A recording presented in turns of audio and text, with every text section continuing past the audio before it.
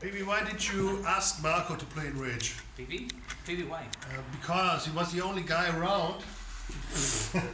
I wasn't. It actually was something like that. He said to me like, can you please tell me what time is it? And I was like, yeah, sure, I'll play with you. Kind of that. No, actually it wasn't true. But in real it was, he played Child in Time from Deep Purple, which is one of my favorite all-time songs. And that was the reason basically. I fell in love with him. Yeah? Because he was able to do this nice...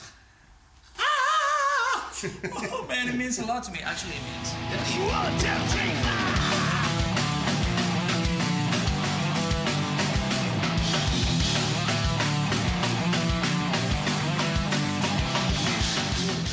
I feel really happy as well. You know, it was a dream come true for me. You know, I've been following this guy since I was 15 or so.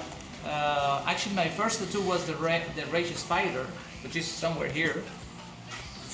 Was the Rage Spider was my first tattoo, my really first tattoo, and the 13, the album that changed my life. Yeah, look. First album I heard was first song I heard was the Big Midday from Living Mortals, and I was like, oh my god, this is interesting. I didn't know there was actually a metal band. And then I remember with some friends say, yeah, have you heard this band Rage? Oh yeah. I have the album Black in Mine. I say, Black in Mine is a little piece of a big sun. And they say, like Black in Mine, you know, because on the medley it's really slow. And then this friend, no, it's like Black in Mine. And I was like, no, you're crazy. And then he gave me Black in Mine, a copy on a cassette. Listen to this, and I was like, shocked. From that moment on, I became like a die-hard fan.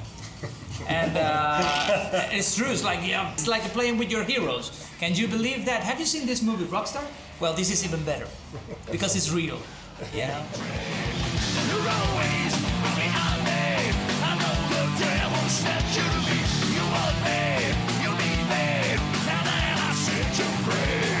Look always behind you. You know the devil sent me to you. Sent by the devil. So what is your history? How did you get in touch with Rage? Lucky. Well, the very first time, basically I was, I think, 13 or 14 when I got my first album from a friend of mine in school. It was the Perfect Man album, and I put it on at home. And the first song, Wasteland. Sorry, watch the detail. I put it on at home. Yeah, it was on a vinyl.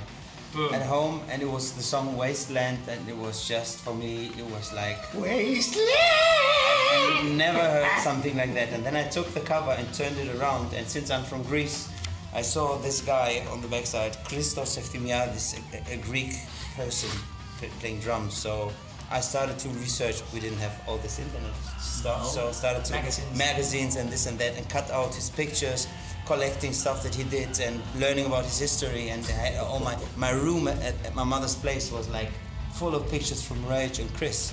And so for 2 years I became like a diehard fan. And then one night I was out with some guys, 15 years old, in a like 50 kilometers away from home. And then I went into this club, and at the end of that room was Chris sitting there. It was like by coincidence. So I came in. I even missed to pay entrance, and someone was shouting, "Hey, come on back!" And so I ran directly to him. I was a little kid, and I did this, and he turned around, yes, and I said in Greek language, "Please teach me drum." That was the first thing I ever said to him. And he started to laugh and he said, "This little one is cute, sit down, who are you?" And we started to conversate, and then, yeah, from that day on, he gave me like lessons for 8 years. But he's the only one Rage drummer for me, forever. I'm number 2, it's okay. Indeed. But you're just stepping right into his shoes. Okay. And I think it turns now back to this Rage thing, you know, because you guys really breathed the band in. You know, you were growing up with this music. Yep. And I can't imagine anyone else in the world who could do it better than you guys. Thanks. Nice words. They paid me for saying this. Yeah. Oh, it was really expensive. Damn it. Yeah. And it hurts.